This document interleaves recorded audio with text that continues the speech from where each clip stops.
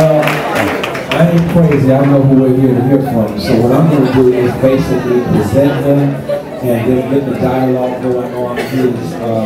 One of the things I can say about Bill Harper that I just love and respect so much is that what he has done is basically taken the mantle, the legacy, the baton from Paul Robeson, Ruby Dee, Ozzie Davis.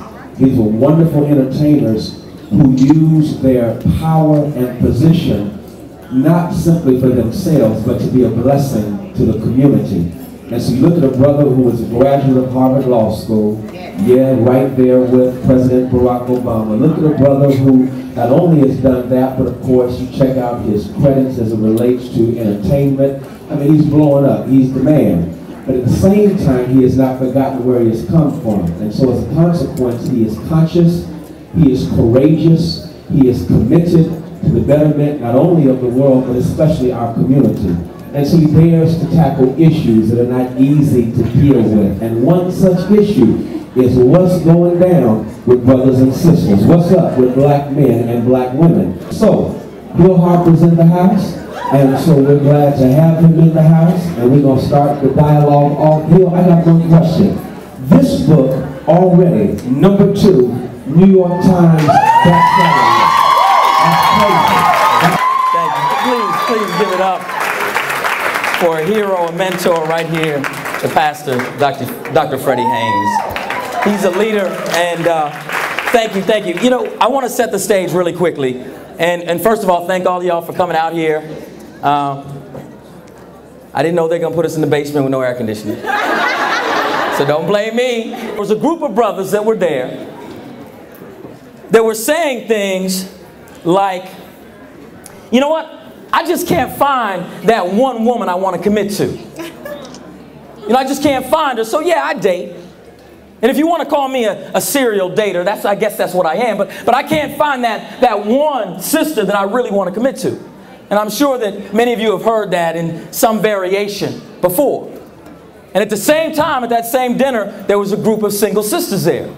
And they were saying something like this, and I'm sure maybe you've heard before, that there are just no good men out there for me.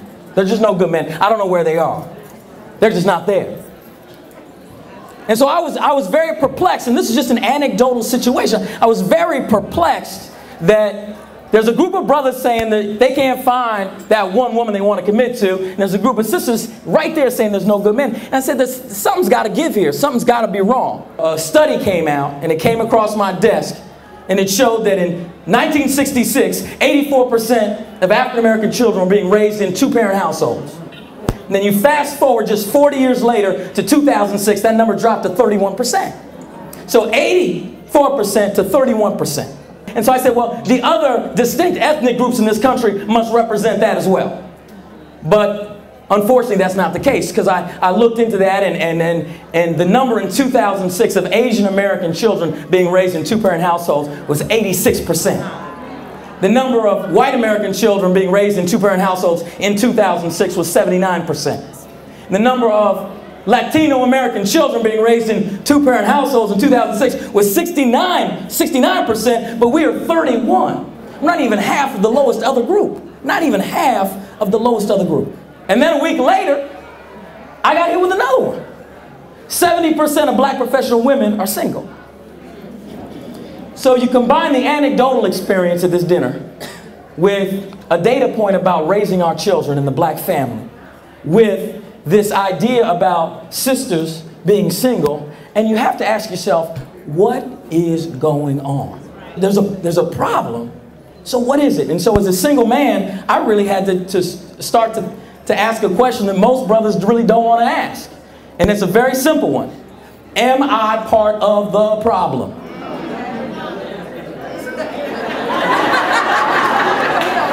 And that's a question that all of us can ask. Women don't get off the hook on this. So, he say, she say. This was what was so interesting. Instead of, when I started interviewing individuals and having them describe or talk about the opposite sex, they automatically, rather than going to ideas or words that were positive or uplifting, it was almost like a switch.